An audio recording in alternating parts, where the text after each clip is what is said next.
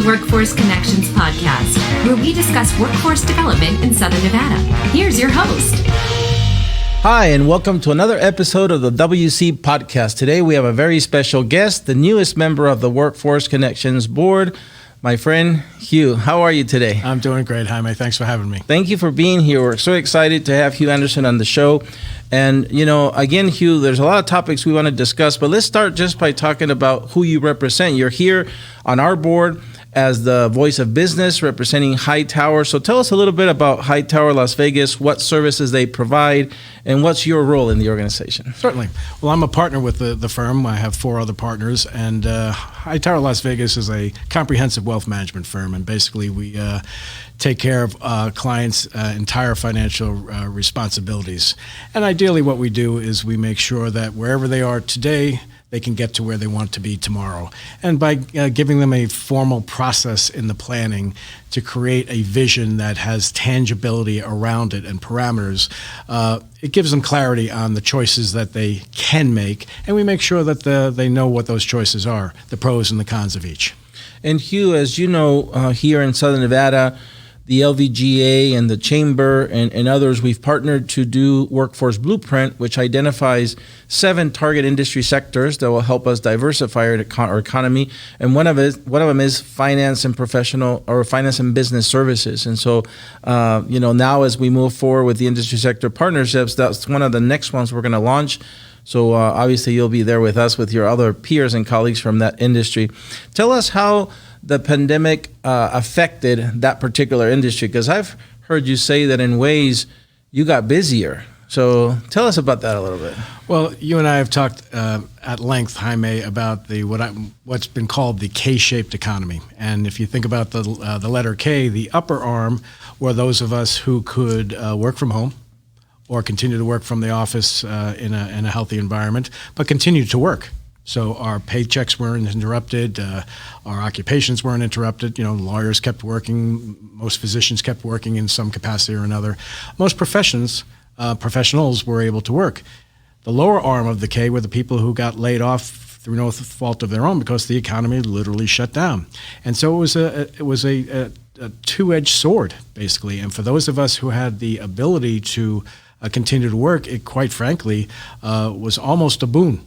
And if you talk to some other professionals, they say they were never busier during the COVID shutdown, and it hasn't stopped even as we've opened up. That's so interesting. I know you and I did breakfast in the early days of as we got back from COVID with our mask and learned how to go out again and do business. And one of the things that I remember the most is here's a business person who actually wants to make a difference in the work that we do here, us bureaucrats, and trying to align our workforce development efforts to our economic development efforts, the needs of business. And so I'm grateful that you spend this time with us, helping us do better. You were recently appointed to the Workforce Connections Board representing business, but you also have been part of the Governor's Workforce Development Board for, I think, almost 2 years now, and recently appointed as chair. And so tell us a little bit about what are your thoughts on the 2 bodies, the state board, the local board, which is one of 2 in the state, and the opportunities we have to perhaps improve how those bodies work together to better serve the public? Well, and it's been 3 years since I was on the workforce, the Governor's Workforce Board, Jaime, because we have to account for all my time, or my partners will ask where I've been.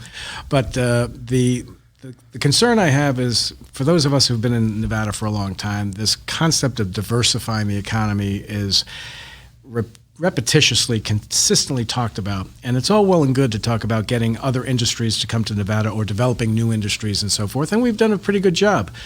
The problem is, if we don't have a prepared workforce for those diversified industries, those jobs are going to be filled by other people coming from other states.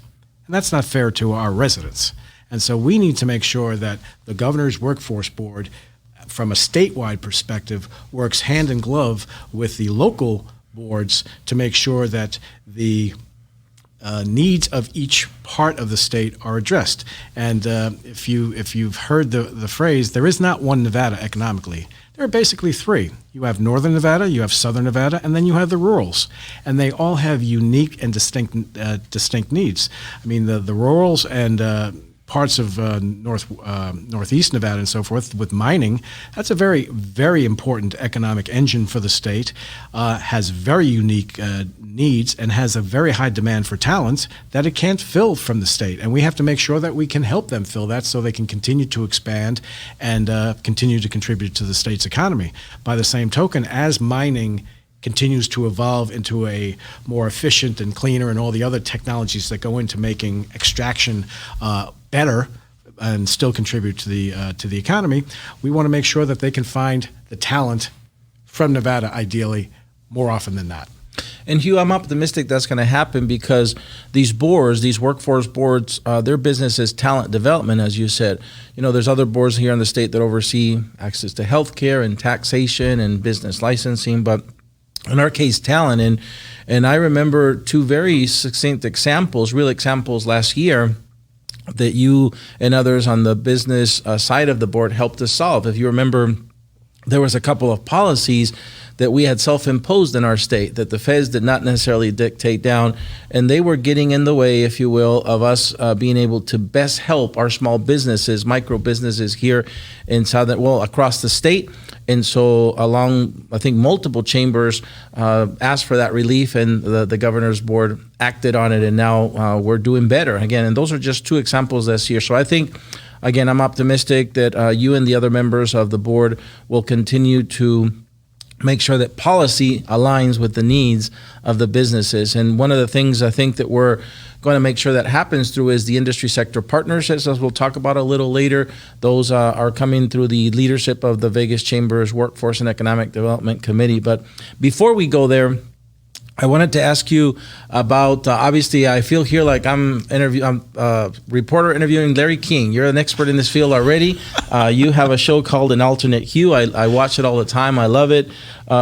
You are able to make, very complex financial ideas and topics very relatable to those of us who are laymen in that field. So it helps people, again, as you said it earlier, be more selective about the financial choices that they're making in their life.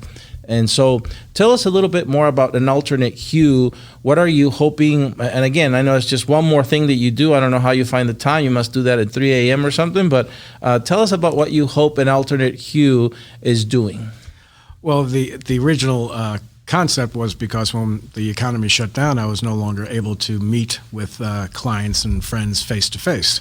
So being a natural introvert, the first thing that came to mind was, why don't I just do a podcast or a video cast, as it were, because that was completely unnatural for me. But as I was deciding what to put in front of them, there's YouTube, everybody has video in front of them 24/7. Everybody has a curved neck now because they're always looking at their phones. So what could I contribute to that universe of content that might be a little different? And as I was thinking through it, we're going through a phase in society right now, and it's a cyclical phase, and it happens every 20 or 30, 40 years. There's a massive distrust of everything. There's a massive distrust of media, government, institutions, anybody telling us what we should think or what we should know. And so the gist of my videos is essentially to take concepts that people may have heard out of the side of their ear or come across a couple of times but don't have the motivation to look into it and understand it. So my job is to bring up concepts so let's talk about green energy. And everybody wants cleaner air, cleaner water, and everything clean. But the challenge is that we are seeing it right now. Texas is one of the most important economies in the world, not just the United States, in the world. It's a big, diversified, strong economy. And it was built originally on agriculture, cattle, and the discovery of oil. Texas is having blackouts and brownouts this summer. Why? Because of mandates going from where we are today with our predominant dependence on fossil fuels to go green and in some arbitrary future time. And so we have not done the homework to recognize that You can't get there from here in that short amount of time. We need to progressively and persistently transition, but if you think about it, there are doctors in many places in Africa who do not have incubators for premature babies because the power supply is not dependent enough. They might get power 2 or 3 hours a day, and so they can schedule their surgeries there, but if they deliver a premature baby, that baby's going to die. Reason? There's not enough power infrastructure. That power infrastructure has to come from clean technology, ideally clean technologies, but in many cases they can't afford it.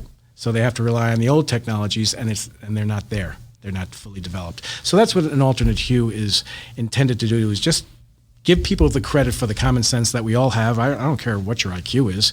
Everybody has basic common sense, and I want them to question what they're hearing and maybe consider looking a little deeper beyond the headline. And I particularly enjoy the style of humor you inject in it. It's, Well, that's very kind of you. And so we'll make sure that we put today here for our viewers on the link on the screen. But for our listeners, would they just go to YouTube and punch in an alternate Hugh? I believe that should work. Yes. Okay. Or they can go to the Hightower Las Vegas website, and we have a tab for our video content. And what is the link for the Hightower website? HightowerLasVegas.com. HightowerLasVegas.com. Great.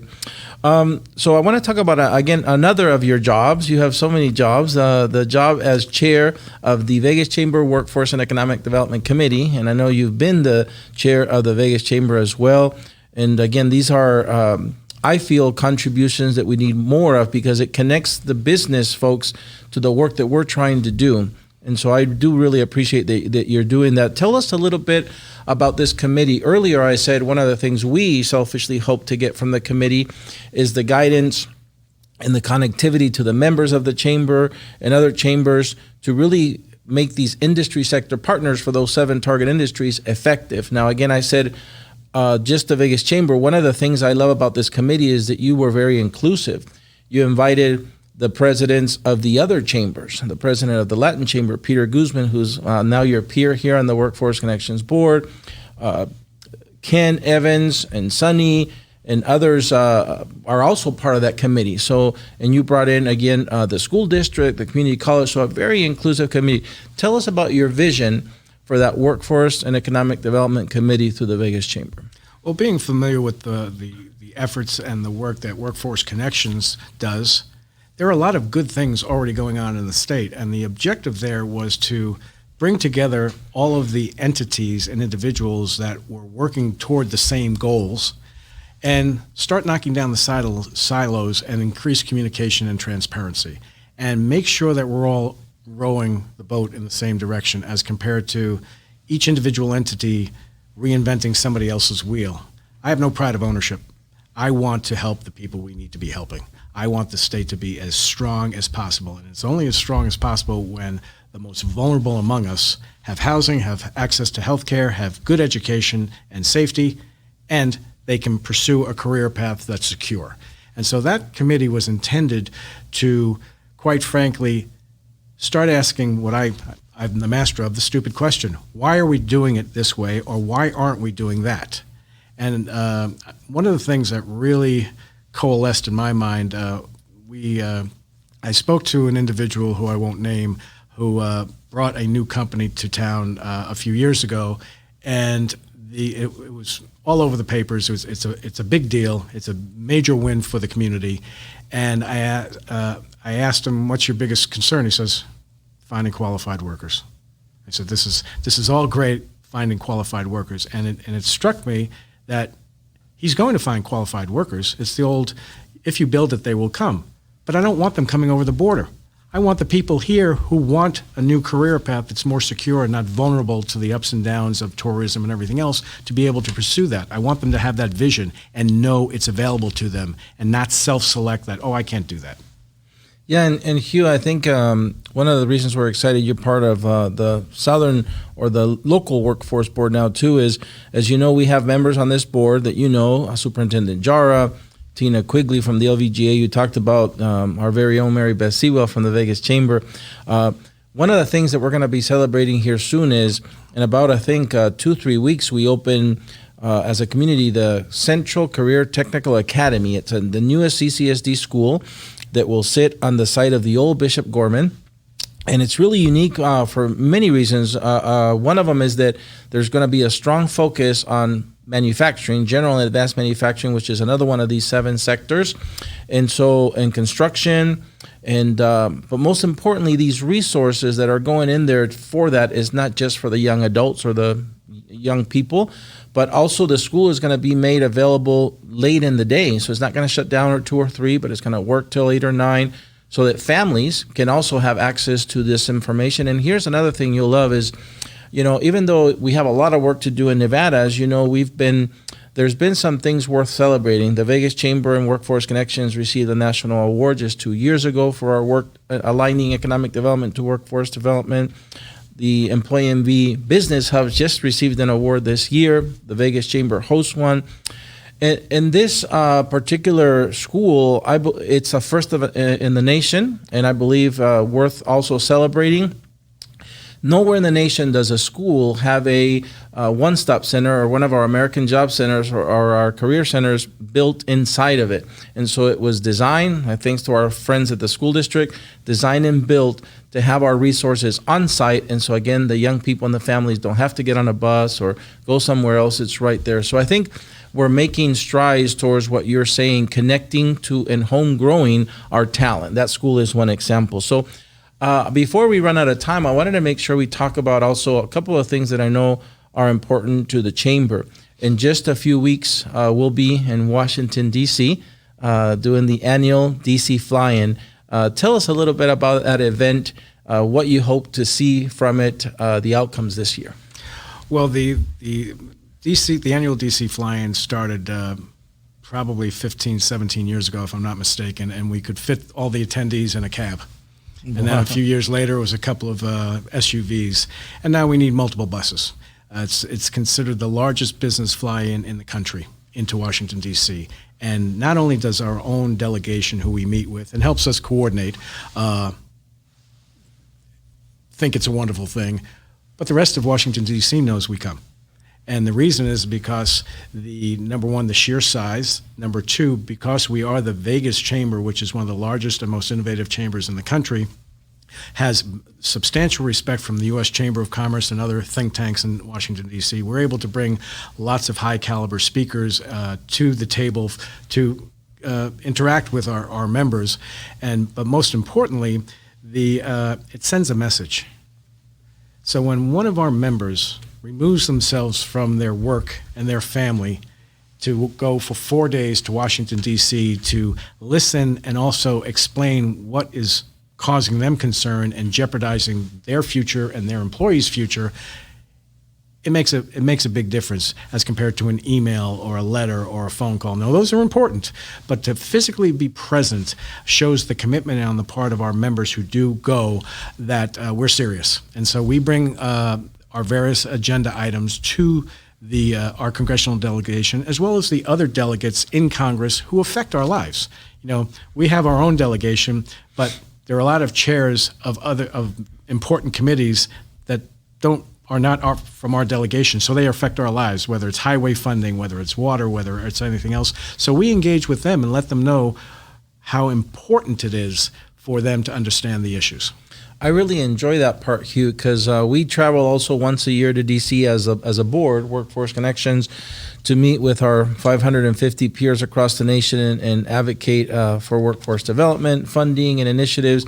And hopefully you'll go with us to D.C. in one of these trips. But this one, like you said, I enjoy the fact that we not only get to see our delegation, but like you said, other stakeholders that their voice matters and what they do matters to us here in Southern Nevada. So I'm looking forward to that trip.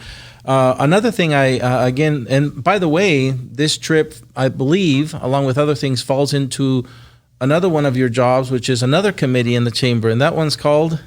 Government Affairs? Yeah, Government Affairs. So, I mean, you have so many hats, right? You must have one of those hangers in your office with all the different hats. But how the last question I wanted to ask you was, now that we're, I think, either returning to a new normal or creating a new normal, I don't know which one it is, but I see more of these Eggs and Issues events that the chamber organizes to, again, make sure that we're having relevant conversations with our congressional delegation and within the community. How has it been for the chamber returning to, is it a new normal? Is it back to the old normal on having these in-person events and doing the work of advocacy and convening that the chamber has done for these years?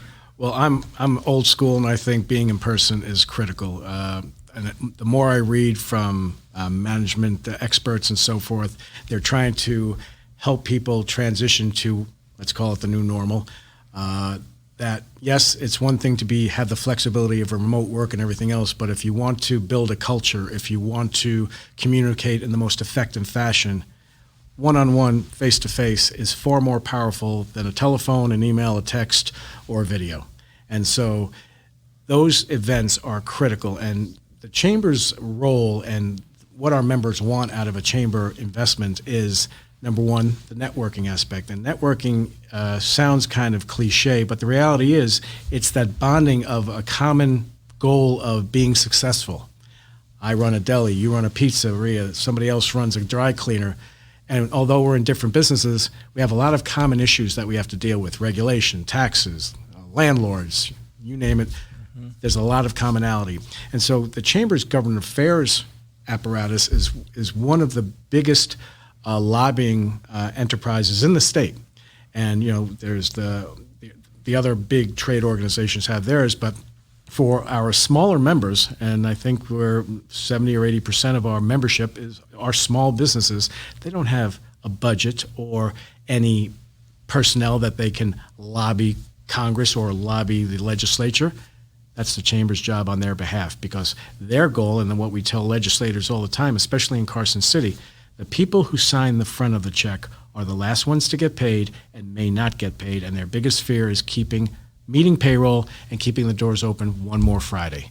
And so every time we come up with another bright idea for a regulation, a tax, an imposition on business, let's think it through about unintended consequences and so forth. So I'm very proud of the government affairs team started back in the early 90s.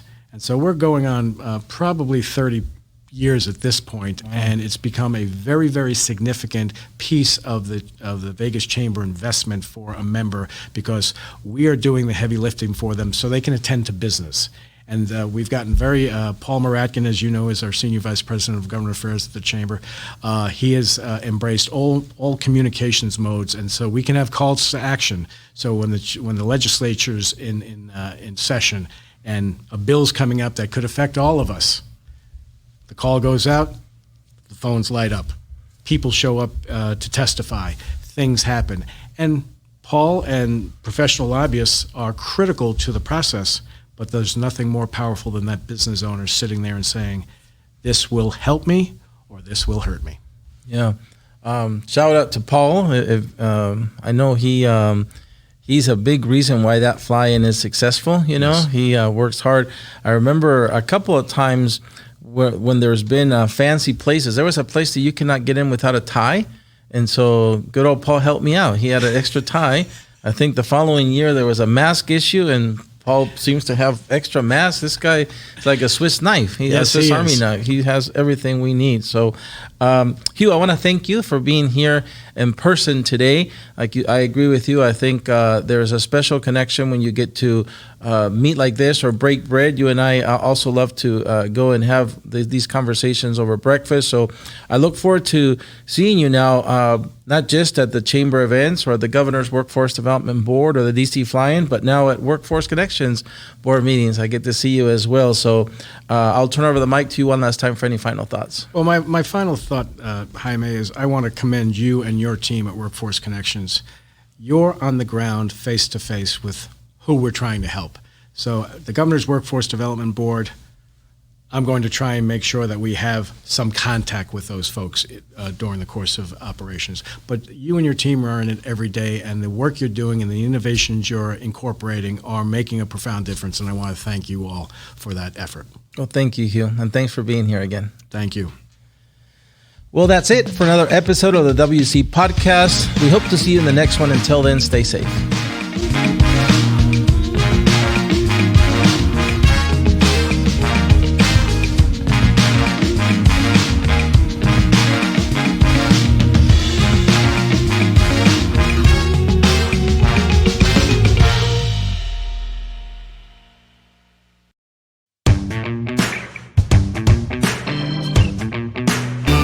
Okay, Hugh, well, thank you very much for staying for our bonus segment called Against the Wall. Are you ready?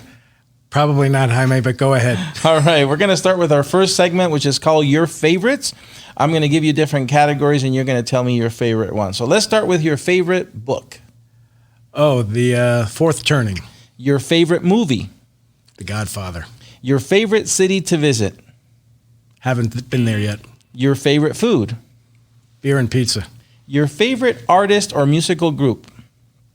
Oh, that's a tough one. Let's pass on that. All right. Your favorite holiday. Every day.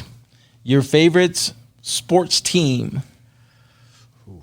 The Vegas Golden Knights, I guess. Very good. Yes. We, by the way, as you know, with you, the day that you were appointed, they also appointed the chief HR person of the Vegas Golden Knights, and she will be on our board as well. So that's why I threw that yes, out there, you were just to ingratiate myself to our new board You're so member. smart. See, that's what we just went exponentially smarter on our board with you.